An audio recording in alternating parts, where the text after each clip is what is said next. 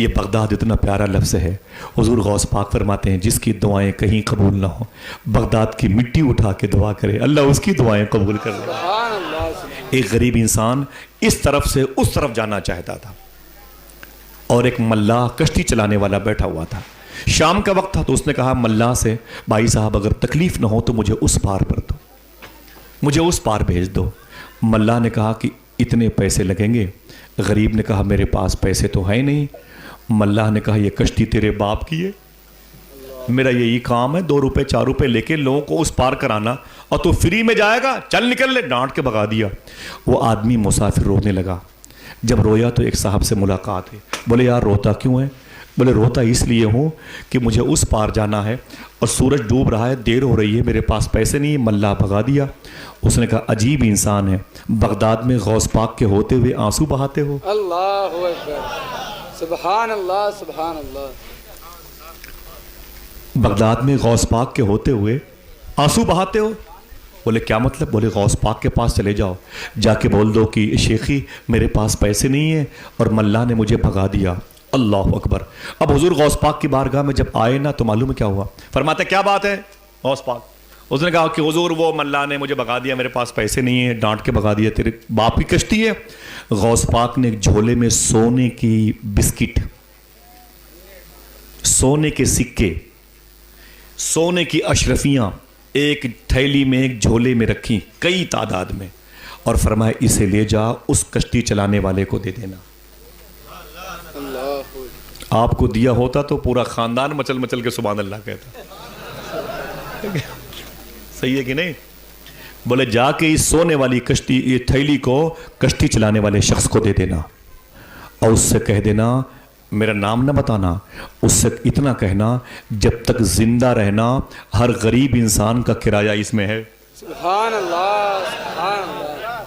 جب تک زندہ رہنا کسی سے پیسے نہ مانگنا, سب کے کرایہ اسی میں, سمجھ رہے ہیں, سب کے پیسے اسی میں. خبردار کسی سے پیسے نہ مانگنا, اور میرا نام پوچھے تو مجھے بولے نہ بتانا کوئی بات. اب وہ سونے کی اشرفیاں تھیلی میں لے کے گیا حضور غوث پاک کی بارگاہ سے, اور جیسے کشتی والا ملا اس نے کہا لے پکڑ اپنے پیسے کرائے کے, پکڑ لے, سن کھول کے دیکھ لے, تیری ساری زندگی کے مسافروں کے کرائے اس میں. خبردار کسی مسافر سے پیسے مانگا تو ٹھیک نہیں ہوگا.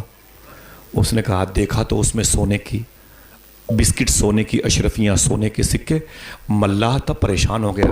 بولا یار یہ کہاں سے جوار لگائے ہو, یہ کہاں سے لائے ہو؟ بولے تم کو اس سے کیا, تم کو اس سے کیا, تم اسے رکھ لو, کسی غریب مسافر سے پیسے نہ مانگنا. بولے یار نام تو بتاؤ تمہیں کس نے دیا؟ بولے تم کو نام سے کیا مطلب, تم اسے رکھ لو, کسی غریب مسافر سے پیسے نہ مانگنا. اب دیکھنا کتنے لوگ سبحان اللہ کہتے ہیں. اس ملاح نے اس مسافر کا ہاتھ پکڑا اور کنارے لے آیا. فرمایا مجھے بیوقوف سمجھتے ہو؟ میں جانتا ہوں یہ کام بغداد میں صرف شیخ عبد القادر کرتے ہیں. سراپا گرد آلودہ لبادہ کر کے بیٹھے ہیں, تیرے کوچے میں مرنے کا ارادہ کر کے بیٹھے ہیں. دعائیں مانگ لو تم بھی شہ جیلان کے صدقے, سنا ہے آج وہ دامن کشادہ کر کے بیٹھے. اللہ اللہ, سنا ہے آج وہ دامن کشادہ. تو غوث پاک بازار کیسے جاتے تھے سمجھ گئے؟ غوث پاک غریبوں کی خدمت کیسے کرتے تھے سمجھ گئے؟ ایک گجرات سے ایک بوڑھی عورت گئی تھی, گجرات سے بوڑھی عورت گئی تھی حضور غوث پاک کی بارگاہ میں. جب وہ گھر سے جا رہے تھے اس کی بیٹیوں نے کہا اماں غوث پاک کی بارگاہ سے چادر لے کے آنا. بولے چپ, سلام پہنچا دوں گی, آؤں گی نہیں. بیٹا بولا اماں ارے کچھ لیتے آنا, سلام پہنچا دوں گی, لاؤں گی نہیں, کچھ لاؤں گی نہیں. بولے کیوں؟ بولے میں لوٹ کے آؤں گی نہیں. وہ بزد, اماں یہ لے آنا, ٹوپی لے آنا, دوپٹہ لے آنا, نہ تبرک. بولے کچھ نہیں, میں لوٹ کے آؤں گی نہیں. میں غوث پاک کو دیکھوں گی تو چھوڑ کے کیسے آؤں گی, کیسے دل گوارا کرے گا؟ غوث پاک کو چھوڑ کے کیسے آؤں گی, میرا دل گوارا نہیں کرے گا. اللہ اکبر اللہ اکبر. عورت بوڑھی تھی, نجف اشرف گئی مولا علی کے دربار میں, کربلا گئی مولا عباس و مولا حسین کی بارگاہ میں. اس کے بعد جب بغداد کا سفر ہوا تڑپ کے رونے لگی, روتی جاتی تھی اے لوگوں بغداد آنے والا ہے.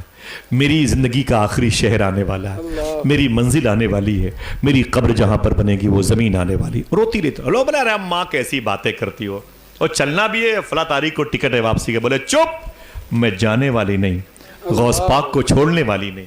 سبحان اللہ سبحان اللہ. خدا کی قسم, بغداد میں تھا بابو شیخ میں, میرے دوستوں نے بتایا کہ آصف بھائی 5 منٹ اس عورت کو ہوئے تھے. کتنے؟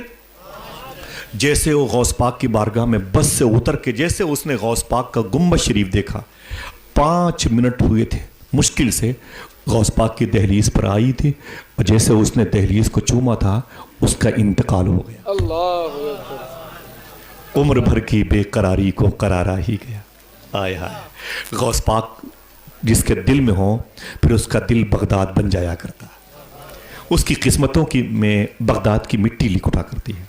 جسے غوث پاک اپنے شہر میں رکھ لیں وہ کتنی خوش قسمت نصیب وہ روح ہوگی, وہ ذات ہوگی.